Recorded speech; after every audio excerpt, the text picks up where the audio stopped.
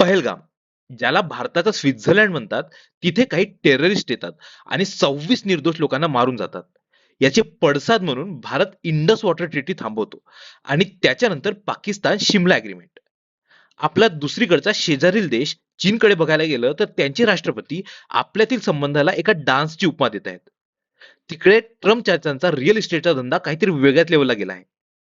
Greenland विकत घ्यायची गोष्ट करत आहेत. हॅलो, या लेक्चरमध्ये आपण एप्रिल आणि मे चे इंटरनॅशनल रिलेशन्स किंवा आंतरराष्ट्रीय संबंध बघणार आहोत. आणि या लेक्चरची जर तुम्हाला शॉर्ट नोट्सची पीडीएफ जर पाहिजे असेल तर @MPSC PLUS UPSC या टेलिग्राम चॅनलवर तुम्हाला भेटून जाईल. सो आपला पहिला टॉपिक आहे पहलगाम. हे बघा, एवढा भारी आहे. आणि झालं काय होतं की काही टेररिस्ट आले आणि त्यांनी 26 निहत्या एकदम इनोसंट सिव्हिलियन्सला मारून चाले गेले. ते जबाबदारी घेतली TRF नी, द रेजिस्टंट फ्रंट. आता हे पिल्लू आहे लष्कर ए तैबाचं. तोच लष्कर ए तैबा ज्यांनी 2008 ला मुंबईमध्ये आतंकी हमला केला होता. जे आता तो मूवी आला होता धुरंधर, त्याच्यामध्ये पण ते दाखवलंय. ठीक आहे. तर जे लष्कर ए तैबा आहेत त्याचंच पिल्लू आहे TRF. आता ते TRFचे जे टेररिस्ट होते ते पळून गेले. त्यांना पकडून मारण्यासाठी भारत सरकारने एक ऑपरेशन लॉन्च केलं होतं. ऑपरेशन सिंदूर नाही. ऑपरेशन सिंदूर ते जे टेररिस्ट कॅम्प होते पाकिस्तानमध्ये त्यांना उडवण्यासाठी होतं. आणि जे ऑपरेशन महादेव आहे, ऑपरेशन महादेव, हे ऑपरेशन हे जे टेररिस्ट पळून गेले होते त्यांना पकडून मारण्यासाठी होतं.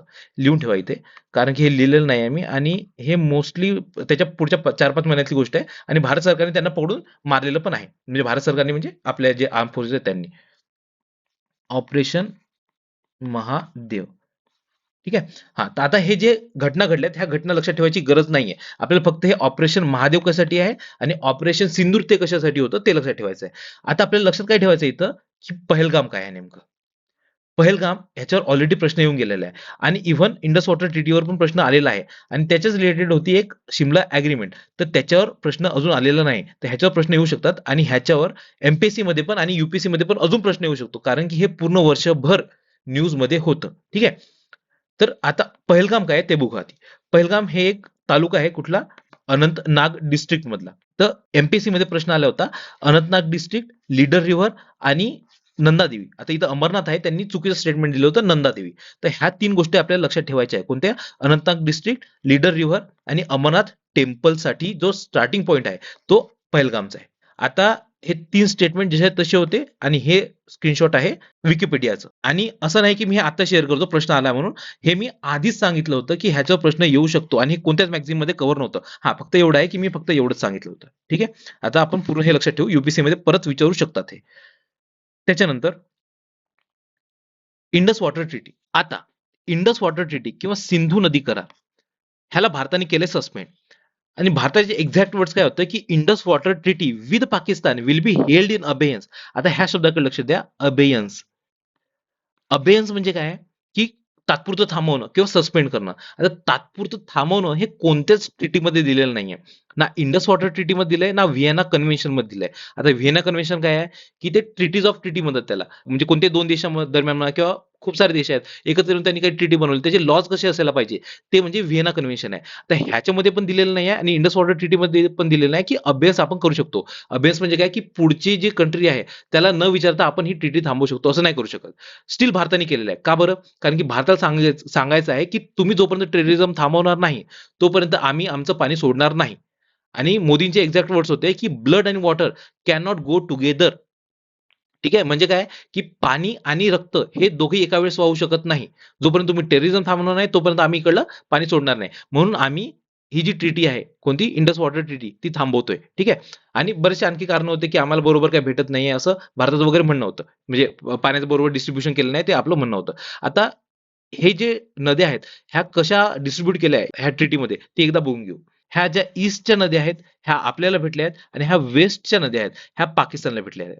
तर ह्या ईस्टच्या नद्या लक्षात काय ठेवायच्या की सबेरा. सबेरा.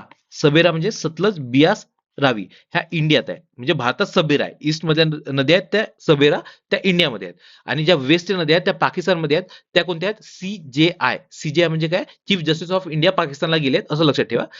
चेनाब, झेलम आणि इंडस, CJI ह्या पूर्णपणे आपल्याला ईस्ट टू वेस्ट लक्षात राहतात.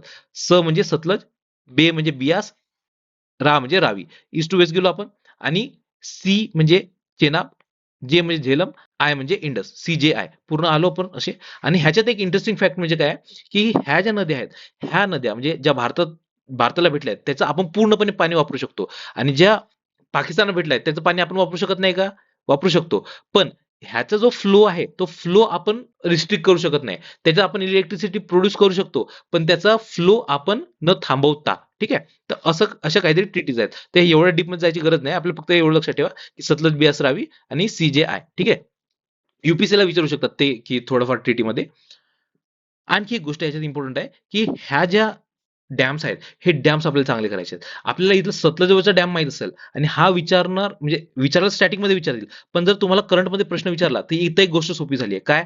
की आपल्याला माहिती आहे, की ह्या ज्या 3 रिव्हर्स आहेत, ह्या 3 रिव्हर्स पाकिस्तानात दिलेल्या आहेत आणि ह्याच्यावर डॅम्स आपण जनरली बनवत नाही आहोत. पण आता जेव्हा आपण ही ट्रिटी सस्पेंड केली आहे, तर ह्याच्यावर आपण डॅम्स वगैरे बनवायला सुरुवात केली किंवा आधी जे डॅम्स होते त्याला म्हणजे आपण जास्त कंट्रोल करायला सुरुवात केली आहे. तर हे जे डॅम्स आहेत, आणखी बरेच जे डॅम आहेत, पण हे डॅम्स जास्त न्यूजमध्ये होते. पण हे डॅम्स आपल्याला करायचे चांगले. आणि आपल्यासाठी इम्पॉर्टंट गोष्ट काय आहे किंवा सोपी गोष्ट काय आहे, की जर करंटमध्ये प्रश्न असला आणि ह्या जर नद्या दिसल्या, तर ह्याला डायरेक्ट कट मारून टाकायचं.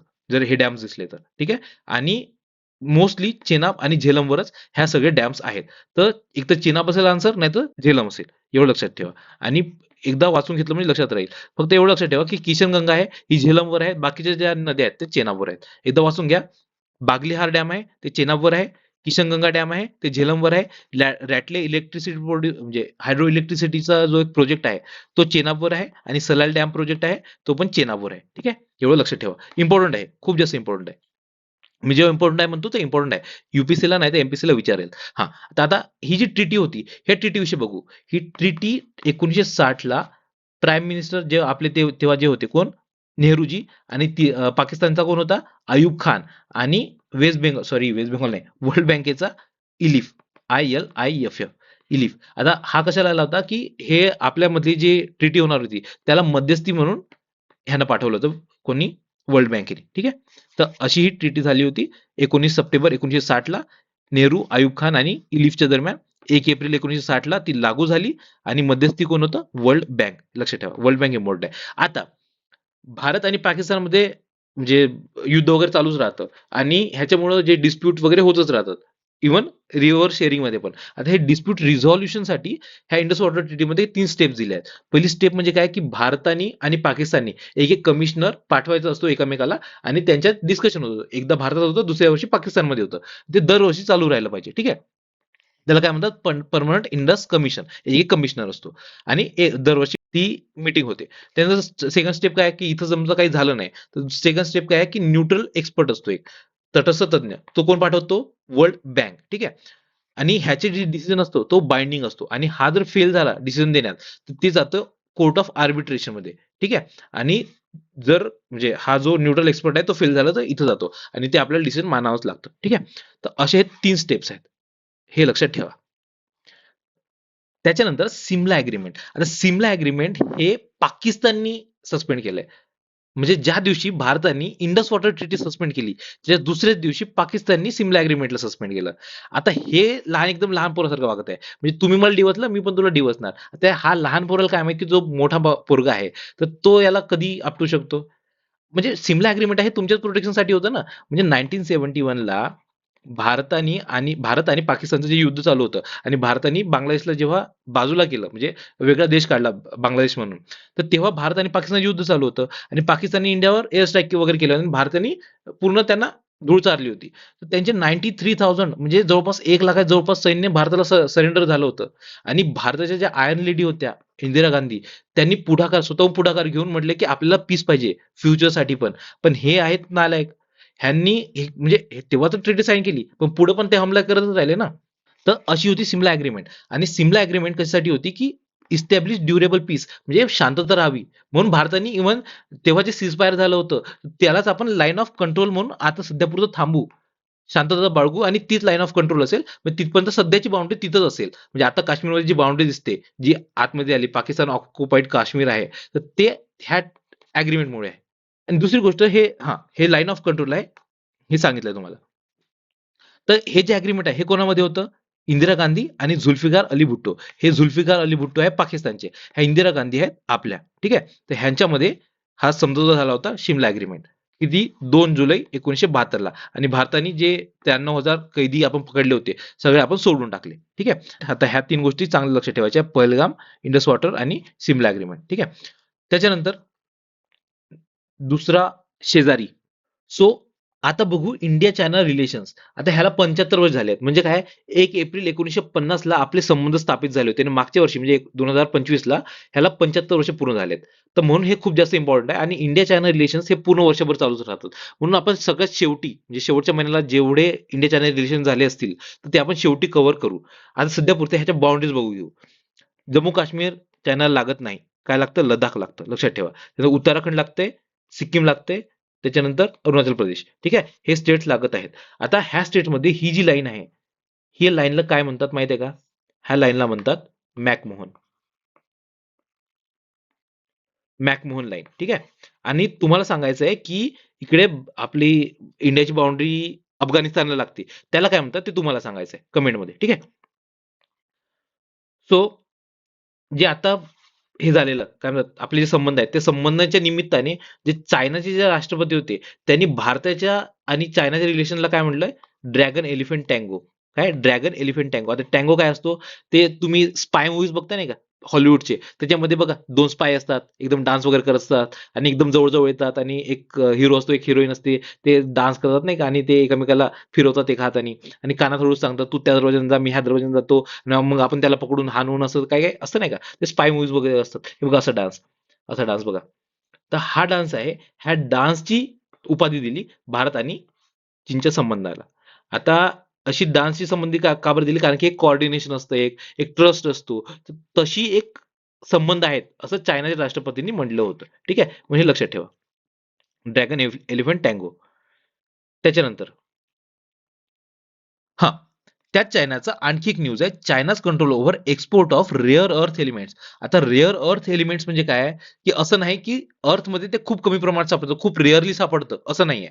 त्याचा अर्थ असा आहे, की समजा हा एक एलिमेंट आहे, रेअर अर्थ एलिमेंट आहे आणि ह्याला माइन करायचं आहे आपल्याला, म्हणजे काढायचं आहे. मायनिंग करताना ह्याला लागत आहे ₹100 आणि तो बाजारात विकायला गेला तर फक्त ₹50 ला विकलं जात आहे. ते आपल्याला इकॉनॉमिकली फायद्याचं नाही आहे ना.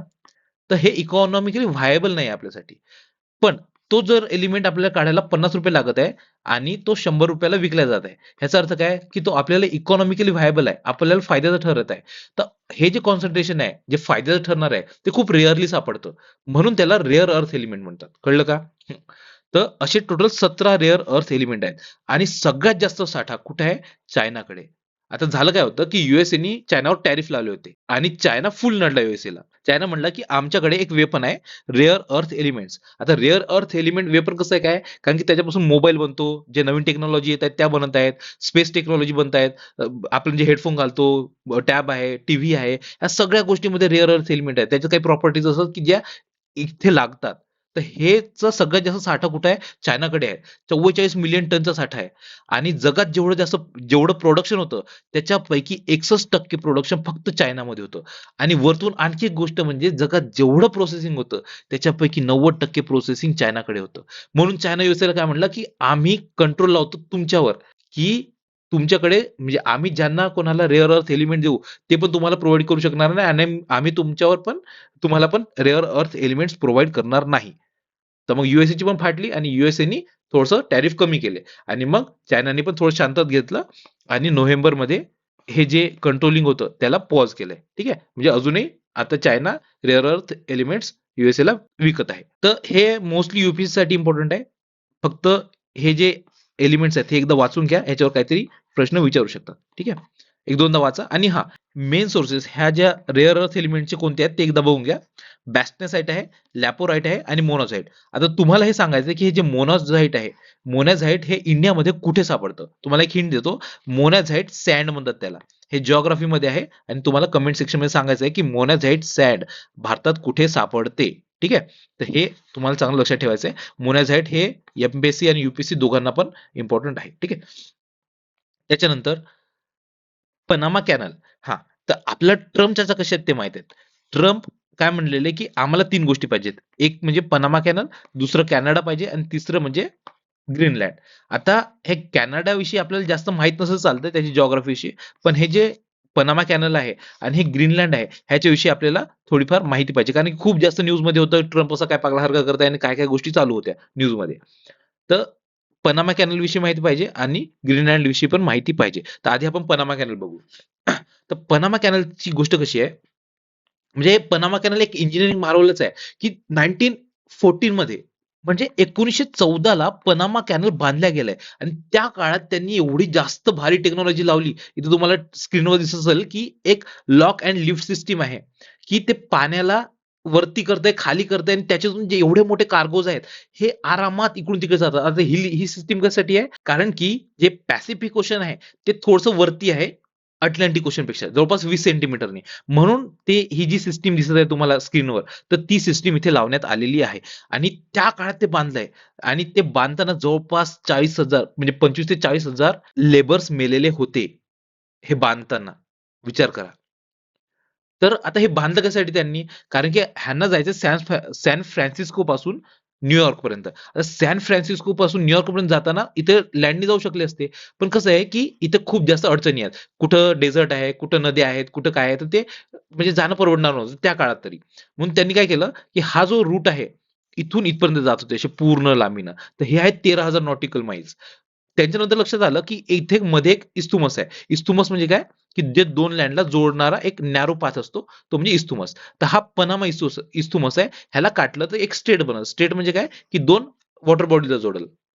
मोठ्या वॉटर बॉडीजला. तर त्यांनी स्टेट काय ठरवलं, त्याला म्हणलं पनामा कॅनल. आता तो पनामा कॅनल त्यांनी काढला, तर तो रूट डायरेक्ट झाला 5,200 नॉटिकल माईल्सचा. ठीक आहे. म्हणजे किती 13,000 वरून डायरेक्ट 5,000 वर आला. तर एवढं ईझी झालं म्हणून हे पनामा कॅनल खूप जास्त इम्पॉर्टंट होतं. आणि 1914ला त्यांनी जेव्हा हे बनवलं, तेव्हापासून हे यूएसएच्या ताब्यात होतं. कधी 1979 पर्यंत. मग 1977च्या जवळपास काय झालं, की ते जे पनामाचे लोक होते ते प्रोटेस्ट करायला लागले, की आमचे हक्क आम्हाला पाहिजे म्हणून. मग जो यूएसएचे प्रेसिडेंट होते तेव्हाचे आणि पनामाचे जे होते, तर त्यांनी एक अग्रीमेंट केलं, की हे आपण दोघं मिळून वापरू. म्हणजे आपण दोघांच्या ताब्यात असेल हे. आणि अग्रीमेंट काय केलं, की पुढे जाऊन जर ह्याच्यावर दुसऱ्या कोणत्या कंट्रीचा जर इन्फ्लुअन्स येताना दिसला, तर यूएसए काय करेल ह्याच्यावर मिलिटरी अटॅक करेल आणि हे आपल्या ताब्यात घेईल. असं तेव्हा अग्रीमेंट झालं 1977 ला. तर 1979 पासून हे यूएसए आणि पनामा दोघांच्या पण ताब्यात होतं सोबत. त्यानंतर 1999 ला हे पूर्णपणे पनामाच्या ताब्यात गेलं. आता झालं काय, की पनामानी जे चायनासोबत आहे ते रिलेशन चांगले केले आणि OBOR one belt one road initiative मध्ये त्यांनी पार्टिसिपेट केलं. कोणी पनामानी. हे यूएसए ला रुचलं नाही. तो म्हणला, "तुम्ही आमचे मित्र म्हणजे आम्ही सगळं काही तुमच्यासाठी केलं आणि तुम्ही चायनाची बाजू का घेतायत? चायनाने चायना आमचा शत्रू म्हणजे तुमचा पण शत्रू पाहिजे." असं यूएसएचं म्हणणं आहे. म्हणून यूएसएने काय म्हटलं, की आता जो पनामा आहे, तो पनामा आम्ही घेणार. कळलं का? यूएसएचं का बरं होतं तसं? हां. तर ह्याच्यामध्ये आपल्याला काय गोष्टी माहीत पाहिजे, की पनामा कॅनल आहे, ते कोणत्या 2 बॉडीजला जोडतं. ठीक आहे. आणि पनामा इस्थुमस आहे ते कोणत्या 2 बॉडीजला जोडतं. ह्या 2 गोष्टी तरी आपल्याला माहिती पाहिजे. ठीक आहे. ओके. आता हे तर तुम्हाला सांगितलंच आहे. तुम्ही डायरेक्ट व्हिडिओ बघितला तो. त्याच्यानंतर ग्रीनलँड. आता ग्रीनलँड कुठे आहे ते एकदा मॅपवर बघू. हा समजा वर्ल्डचा मॅप आहे. खूप दिवसांनी काढतोय थोडा सांभाळून घ्या. हा वरचा नॉर्थ अमेरिका आहे, हा साऊथ अमेरिका आहे, हा आहे आफ्रिका, इकडे इंडिया आहे, इकडे इंडोनेशिया वगैरे आहे, इकडे ऑस्ट्रेलिया आहे. ठीक आहे. इकडे आहे युरोप. ठीक आहे. आणि इथे आहे डेन्मार्क. हे लक्षात ठेवा डेन्मार्क इथे आहे युरोपमध्ये आणि इथे आहे ग्रीनलँड. हा ग्रीनलँड लक्षात ठेवा. आणि हा यूएसए आहे. यूएसए म्हणतो की ग्रीनलँड आम्हाला पाहिजे. ग्रीनलँड आम्हाला पाहिजे. यूएसए इथे आहे आणि हे आहे यूएसएची सॉरी डेन्मार्कची टेरिटरी. कोणतं ग्रीनलँड. ठीक आहे. आलं लक्षात कुठे आहे ग्रीनलँड? हां. हे ग्रीनलँड आहे. आणि तुम्ही आता मला एक गोष्ट सांगा. ह्या ग्रीनलँड आणि ह्या नॉर्थ अमेरिका ह्याच्यामधून एक करंट जातो इकडे. जिओग्राफीचा पार्ट आहे. ह्याच्यामधून एक करंट जातो. तो करंट कोणता आहे ते तुम्हाला सांगायचं आहे. ठीक आहे. ओके. तर हे ग्रीनलँड तुम्हाला कळलं कुठे आहे. आता हे ग्रीनलँडच्या बाजूला एक बॅफिन बेन आहे. बॅफिन बे आहे. ते पण लक्षात ठेवा. आता ग्रीनलँडमध्ये काय-काय आहे? रेअर अर्थ एलिमेंट्स हे खूप मोठ्या प्रमाणात आहे. तिथं ऑइल सापडते. आता व्हेनेझुएलावर यूएसएने अटॅक केला माहितीच आहे तुम्हाला. का बरं? ऑइलसाठी. इथं हे सगळं सापडतंय. म्हणून यूएसए म्हणतंय की मला हे पाहिजे. यूएसए म्हणजे ट्रम्पच म्हणताय. आतापर्यंत कोणी म्हटलं नाही, ट्रम्पनीच म्हटलं. 1900 सॉरी 2019ला पण ट्रम्प म्हटला होता की डेन्मार्कला म्हटलं होतं की आम्हाला द्या. पण दिलं नाही डेन्मार्कनी, आणि आताही म्हणताय आम्ही पैसे देऊन घेतो, द्या, पण देत नाही डेन्मार्क. ठीक आहे. तर आपल्याला ह्या ग्रीनलँड विषयी थोडीशी माहिती पाहिजे की हे लार्जेस्ट बेट आहे, जगातलं सगळ्यात लार्जेस्ट बेट किंवा आइसलँड आहे. त्यानंतर ही ऑटोनॉमस किंवा स्वायत्त प्रोव्हिन्स कोणाचा आहे? डेन्मार्कचा आहे. ठीक आहे. आणि ह्याची कॅपिटल काय आहे? नुक, NUUK, नुक इथं कॅपिटल आहे त्याची. आणि सेकंड लार्जेस्ट आईस शीट आहे. ठीक आहे. आता हे ऑटोनॉमस आहे, ह्याचा अर्थ काय की ह्याच्याकडे सगळी ऑटोनॉमी आहे, फक्त जे फॉरेन रिलेशन्स वगैरे आहेत किंवा जे डिफेन्स वगैरे आहे ते डेन्मार्क बघते. याचं एवढंच माहिती पाहिजे ग्रीनलँड विषयी. त्याच्यानंतर इंडिया आणि युके, FTA म्हणजे फ्री ट्रेड अग्रीमेंट, मुक्त करार. आता इंडिया आणि युकेची 2-3 वर्षापासून बोलणी चालू होती, पण आतापर्यंत काही म्हणजे अग्रीमेंटवर येत नव्हतं. आता मागच्या वर्षी आपलं ऑपरेशन सिंदूर वगैरे झालं, त्याच दरम्यान मग आपण ते करून टाकलं होतं, ती ट्रेड डील. ठीक आहे. आपल्याला एवढं ह्याच्याविषयी एवढं माहिती पाहिजे, खूप जास्त माहिती नाही पाहिजे. इथं जेवढं लिहून दिलंय तेवढंच माहिती पाहिजे. काय की भारताचा युकेवर ट्रेड सरप्लस आहे. ठीक आहे. ट्रेड सरप्लस म्हणजे काय? आपण एक्सपोर्ट जास्त करतो, इम्पोर्ट कमी करतो युके कडून.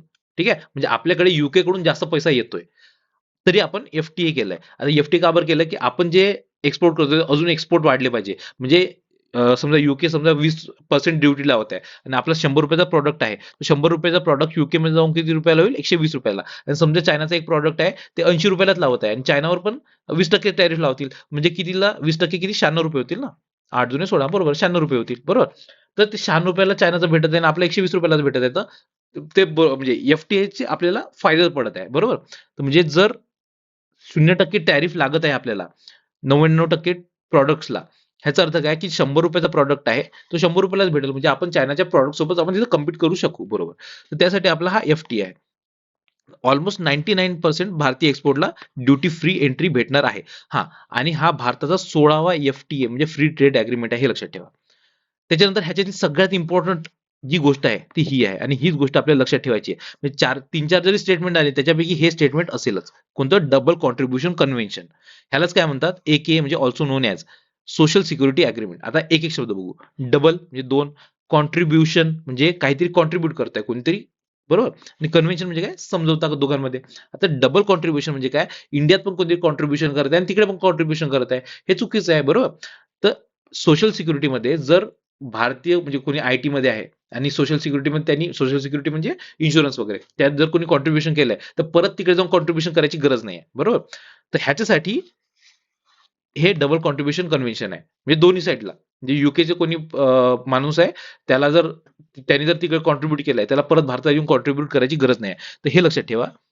हे एका देशात सोशल सिक्युरिटी भरल्यास दुसऱ्या देशात भरायची गरज नाही. आणि जे कामगार तात्पुरते म्हणजे 3 वर्षापर्यंत, हे लक्षात ठेवा, 3 वर्षापर्यंतची डेट आहे. 3 वर्षापर्यंत दुसऱ्या देशात जातील त्यांनाच लागू आहे. ठीक आहे. हे इम्पॉर्टंट आहे, एवढंच. त्यानंतर बाकी सगळं खूप जास्त करत बसायचं नाही. आणि हे खूप जास्त इम्पॉर्टंट पण टॉपिक आहे, ह्याच्यावर प्रश्न विचारू शकतात. त्याच्यानंतर इंडिया आणि न्यूझीलंड. आता इंडिया आणि न्यूझीलंडचे जे प्राईम मिनिस्टर होते ते इंडियामध्ये आले होते. ते कोण होते? Christopher Luxon. लसन लक्षात ठेवा, अद्रक लसणवाला, लसन. ठीक आहे. आता हे नाव का बरं लक्षात ठेवायला सांगतो? कारण की ते रायसिना संवादाचे किंवा रायसिना डायलॉगचे चीफ गेस्ट होते, आणि तो पण रायसिना डायलॉग किती होता? 10वा होता. तर रायसिना डायलॉग काय आहे ते आपण पुढे बघू. ठीक आहे. आता न्यूझीलंडची एक पॉलिसी आहे, opening doors to India policy 2011ची. आता ही पण पॉलिसी त्याच्यामुळे न्यूज होती, ते इकडे इंडियामध्ये आल्यामुळे. तर हे म्हणजे असं विचारू शकतात की opening doors to India policy ही कोणत्या देशाची आहे? ठीक आहे. हे न्यूझीलंडची आहे, लक्षात ठेवा. त्याच्यानंतर 10th रायसिना डायलॉग. आता 10th रायसिना डायलॉग हे इम्पॉर्टंट का बरं आहे? कारण की हे 10वं आहे, आणि रायसिना आपल्याला वाटत असेल रायसिना हे नावावरून हे कोणतं अरब कंट्रीमध्ये वगैरे असेल, पण रायसिना हे इंडियामध्ये आहे. आणि इंडियामध्ये कुठे आहे? तर हे आहे दिल्लीमध्ये. आणि दिल्लीमध्ये जे आपलं पूर्ण देश चालते ते रायसिनामधून चालते. मोदी कुठं असतात? रायसिनामध्ये. जे पण आपण मिनिस्ट्री आहेत, सगळ्या मिनिस्ट्री, आपली पार्लमेंट वगैरे सगळं सगळं त्या रायसिनामध्ये आहे. रायसिना हे हिल आहे, आणि त्या हिलवरच हे सगळं बसलेलं आहे. ठीक आहे. तर आता रायसिना हिल्सवर ही 2016 पासून हा डायलॉग होतो, आणि ह्या वर्षी प्रमुख पाहुणे कोण होते? न्यूझीलंडचे प्राईम मिनिस्टर कोण? लसन. आपण लक्षात ठेवलं होतं, क्रिस्टोफर लसन. त्याच्यानंतर ह्याची थीम काय होती? कालचक्र, पीपल, पीस आणि प्लॅनेट, ही एक थीम पण लक्षात ठेवा. ठीक आहे.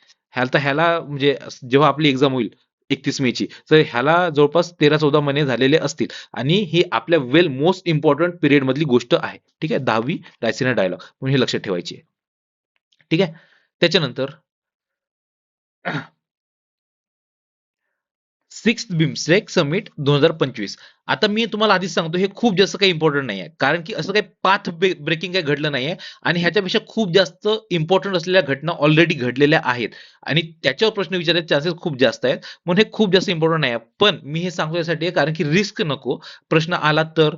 आणि अजून एक गोष्ट की जर पुढे जाऊन ही एकदम खूप जास्त न्यूज मध्ये आली, ही बिमस्टेक समिट वगैरे किंवा बिमस्टेक आहे, तर त्याच्यासाठी आपल्याला ऑलरेडी त्याचं अंडरस्टँडिंग असलं पाहिजे, जेणेकरून आपल्याला पुढे जाऊन ते सोपं जाईल समजायला. तर आपण एकदम बेसिक अंडरस्टँडिंग आहे ती समजून घेऊ आधी. आता बिमस्टेक ह्याची सुरुवात कधी झाली? 1997. ह्याच्या अगोदर एक सार्क होतं, म्हणजे अजूनही आहे सार्क. सार्क म्हणजे काय? South Asian Association for Regional Cooperation. त्याच्यामध्ये आहे पाकिस्तान. आता पाकिस्तान इंडियाला कॉपरेट करत नव्हता, भारताला पाठवायचं होतं, काय म्हणतात त्याला, सॅटेलाइट. आता तो म्हणतोय की आम्हाला पाठवायचं नाहीये, तुम्ही आमच्यावर स्पाईंग करा. अरे अशी करत आहोत, बरोबर. पण कॉपरेट होत नव्हतं, म्हणून भारताने काय ठरवलं की आपल्याला ह्या रिजनल कॉपरेशनसाठी आणि ह्या रिजनला पुढे नेण्यासाठी काहीतरी पाहिजे, म्हणून आपण त्याला सार्कला अल्टरनेटिव्ह म्हणून बिमस्टेक काढलं. आता बिमस्टेक काढायच्या वेळेस ते आधी बिमस्टेक नव्हतं, ते काय होतं? बांगलादेश, इंडिया, श्रीलंका आणि थायलंड. काय? BIST, BIST EC. काय होतं? BIST EC म्हणजे काय? बांगलादेश, इंडिया, श्रीलंका, थायलंड आणि इकॉनॉमिक कोऑपरेशन. हे कधी? 1997ला. त्याच्यानंतर काय म्हटलं? हा म्यानमार आहे. हा म्यानमार म्हटलं की तुम्हाला जर पूर्ण जोडायचं आहे तर मलाही जोडा, पूर्ण चौक होईल तुमचा. म्हणून मग काय झालं की हे बिस्ट आहे, बिस्टच्या मध्ये आला म्यानमार, यम म्हणजे काय? BIMSTEC म्हणजे काय झालं? असं बिमस्टेक झालं. त्याच्यानंतर काही वर्षांनी नेपाळ आणि भूटान हे पण आले. पण आता नाव काय, त्या नावात नेपाळ आणि भूटान असं काही अॅक्रोनिम काही जमत नव्हतं. म्हणजे त्यांनी नाव काय ठरवलं? बे of Bengal initiative for multi sectoral technical आणि इकॉनॉमिक कोऑपरेशन. कळलं हे नाव कसं पडलं? हा. तर हे बिमस्टेकचं नाव काय आहे? बे of Bengal initiative for multi sectoral and technical and economic cooperation. आता ह्याची स्थापना कधी झाली? 1997ला, 6 जूनला. आणि BISTEC हे सांगितलं तुम्हाला. आता ह्याचं हायकोर्ट हेडक्वार्टर कुठे आहे? ढाकाला. आता हे लक्षात कसं ठेवायचं?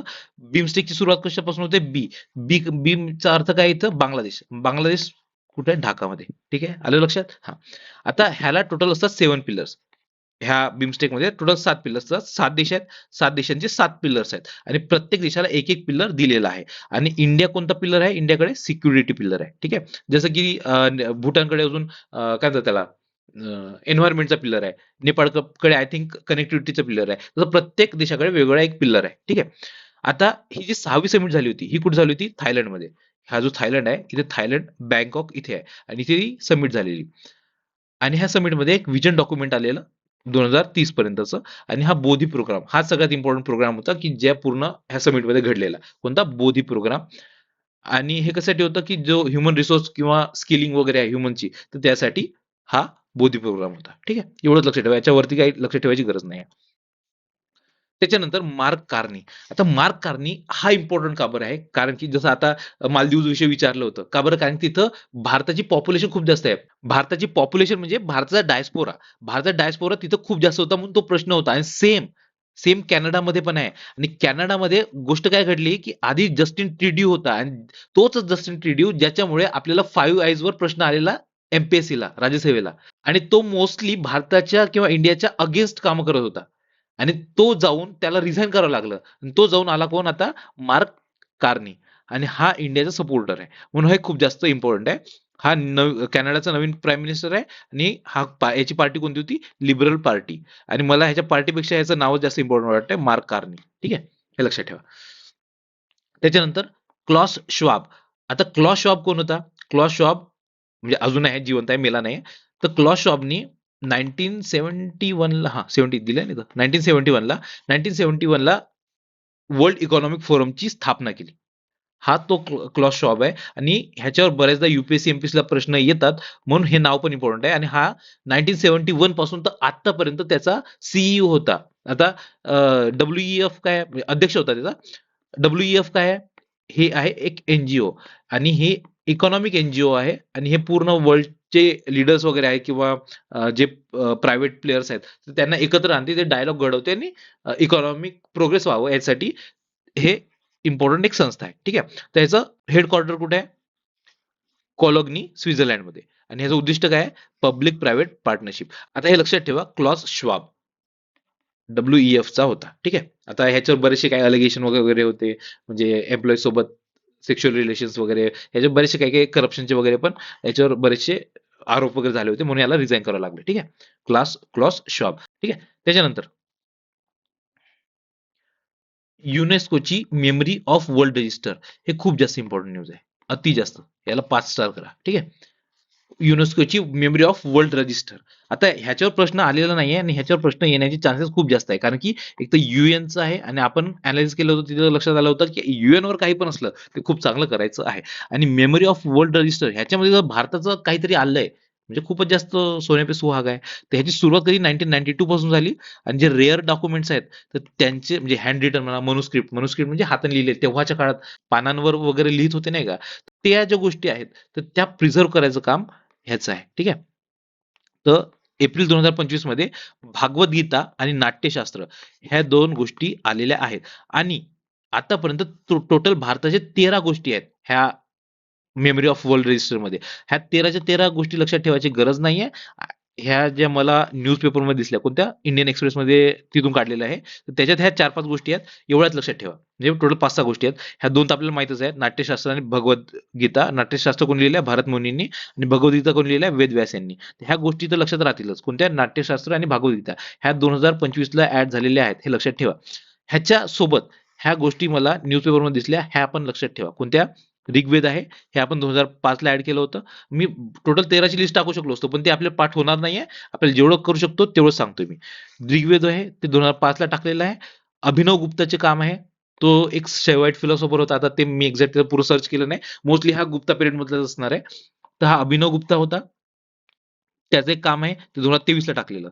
आणि जॉईंट सबमिशन पण असतात. भारत आणि काही वेगळे दुसरा कोणता देश असला, ते 2 देश मिळून पण काहीतरी सबमिशन करतात, तसं पण आहे.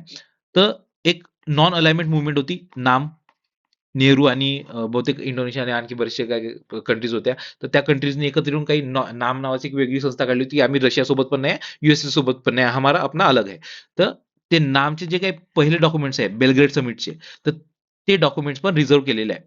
त्याच्यानंतर डच ईस्ट इंडिया कंपनीचे आर्काइव्हज आहेत, जे जेव्हा डच भारतात आले होते पहिल्यांदा आणि त्यांनी जे काही कारनामे वगैरे केले असतील, भारताच्या सोबतचे काही संबंध असतील, ते सगळे हे आहेत. तर ते पण जॉईंट सबमिशन आहेत. तर हे 2 जॉईंट सबमिशन आहेत, बाकी सगळे इंडिव्हिज्युअल सबमिशन्स आहेत.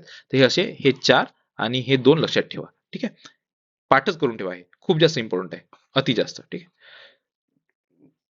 तर असे झाले आपले इंटरनॅशनल रिलेशन्स कंप्लीट.